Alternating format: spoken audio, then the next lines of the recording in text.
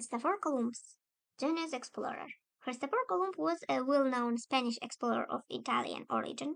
His main expedition took place in 1492 when he opened America for the Europeans. He is still known worldwide as the discoverer of America. Columbus was the first traveler who crossed the Atlantic Ocean in the subtropical and tropical belts of the North Hemisphere and entered the Caribbean Sea.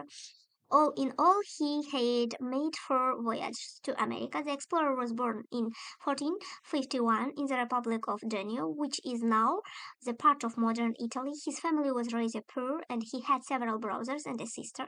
Columbus studied at the University of Pavia. Around 1470, he married one navigator's daughter. Since then, he participated in maritime trade expedition. In 1474, he got a letter from his friend geographer saying that India can be reached by a shorter road if they sail west. That information encouraged him to project a sea voyage to India. Making his own calculations, he decided to go through the Canary Islands. In 1476, he, as a traveler, moved to Portugal, where he stayed for the next 9 years. During that time, he visited England, Ireland, Iceland, Guinea, and many other places. Around 1480, he addressed the government and Genoese merchants asking them to support his expedition, but there was no response. In 1483, he proposed the same project to the Portuguese King John II, but got the negative response. In 1485, together with his son Columbus, moves to Spain.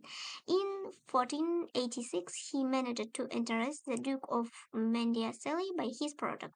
The Duke introduced him to the royal financial advisor, bankers, mechanics, and his uncle Cardinal Mendoza, who promoted an audience with Catholic kings. The Columbus was unwilling to disclose his plans, so the financial verdict was unclear.